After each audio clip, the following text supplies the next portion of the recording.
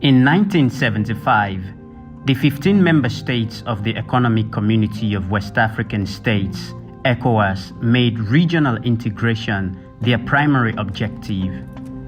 The ECOWAS Trade Liberalization Scheme is a set of protocols that guide the movement of transport, goods, and people across the region. The objective is to establish a customs union among the member states of the community, and was to have been achieved over a period of 15 years starting from January 1990. The ECOWAS Customs Union is to include total elimination of customs, duties, and taxes having equivalent effect, removal of all non-tariff barriers, and establishment of a common external tariff. Gbalamuya is the main international land route used for cross-country trading activities between Guinea and Sierra Leone. This landway connecting the two countries is a major trading hub for thousands from both republics, and women in particular.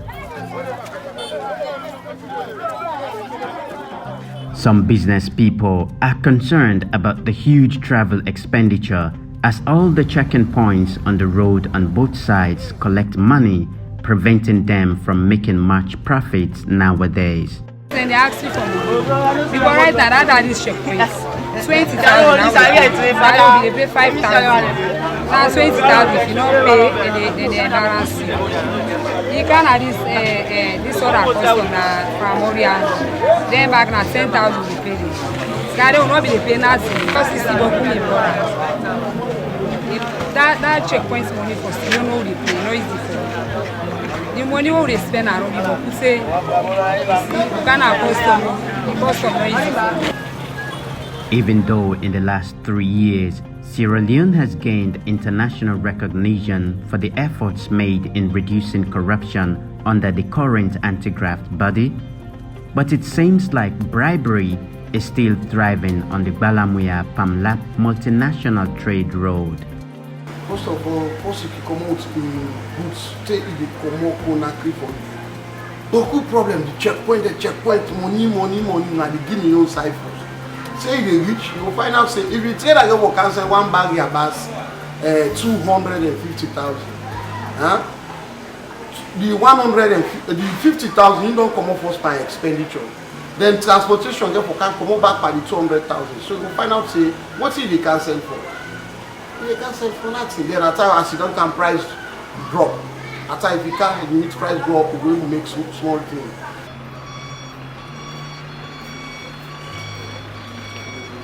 The claims of bribery cannot be unconnected to commercial drivers who are always on the road. The driver of this van, who could not talk to me on camera, says it's okay to overload vehicles with goods as long as you are willing to pay above the normal dues for goods entering into or going out of the country. Some were confident enough to face the camera, eventually rejected by many. Custom will go there for you. The better can disgrace you. Then don't be custom. They know how to be driver. One, making two, Madam I take point. You know, fine for we. The only policy that what they did, what them what me driver than 200,000 and they take another hand. For book could they not get nothing. Na 15,000. First of all, na 5,000 they pay. But no, I'm not glad for that custom. We see take load and they offload you a small car then. We see take small load and they offload you or they put money in your hand. Or the way we get in load losses. So this more than the money I mean custom, more custom than the money I mean. They say for take paper revenue, load will be say not even reach 200 or 300. Then they say for pay 500,000. So we the driver know they get access for take load. Most of will go, you know they take one, so they can show empty one. The custom manager at Gbalamuya Post believes people claim to be paying bribes because they like to bypass the system and do not want to pay taxes the legal way. I was also told that the type of commodities and the exchange rate of the US dollars determine customs basis of evaluation for payment of dues and related taxes, and that corruption acts are prohibited because custom is appendage to NRA, which contributes 98% of the country's GDP. It's unfortunate to use that word bribe because we don't entertain it. It is the system that speaks for itself.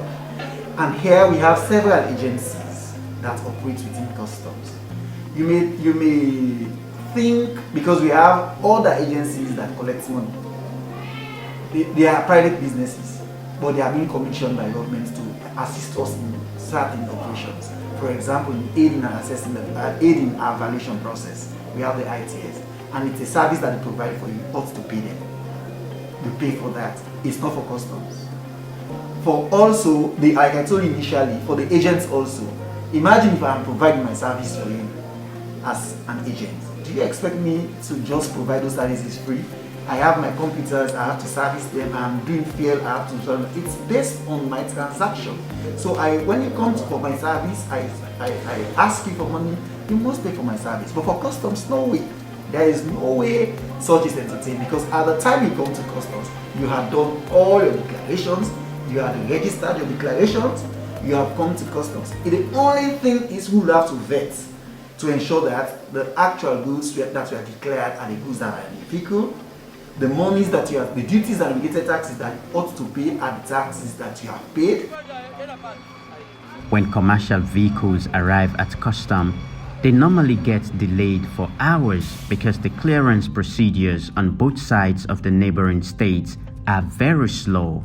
But the chairman of Petty Traders Union at Cambia District is convinced that the problem of third-party involvement in negotiations to avoid delays at custom leads to bribe for many business people.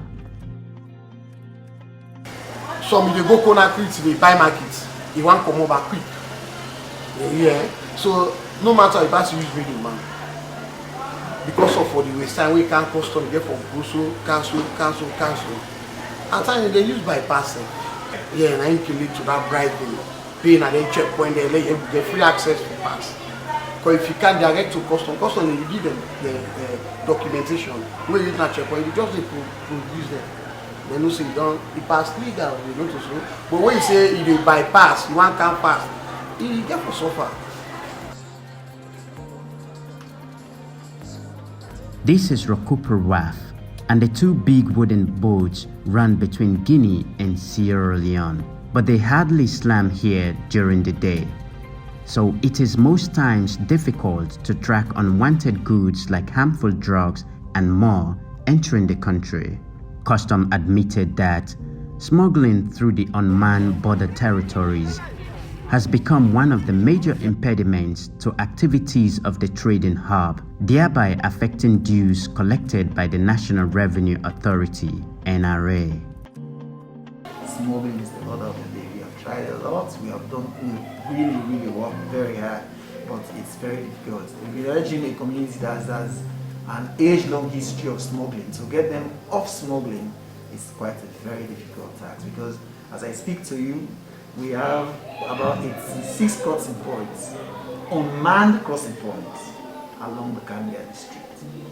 To get these ones under control is very, very difficult. Despite the fact that we have a robust patrol system, of course we have other agencies we have employed in terms of informants and some other ways of having information on them, but this has been very challenging. Chairman of the Petty Traders Union confirmed that smuggling is seriously undermining revenue mobilization through tax evasion. If you know say na correct thing you dey count na the country, I not see need wey dey smuggle. But when you not count correct thing, now they call smuggle. If you mean no say this phone here, I don't go buy them, then give me receipts from the side where I go buy them the factory. I dey pass direct na custom, then give me documentation. Not to smuggle, not to so. But if you know say you not go buy legal something for carry inside this country, because till the day where government say them for kaya, till the day who government don't want let them kaya, like arms, ammunition, the other alpha then drugs business here. The cross-border trade between Sierra Leone and Guinea is very high, and Guinea and Sierra Leone have strong social economic ties that could be tapped into by both countries for mutual benefits.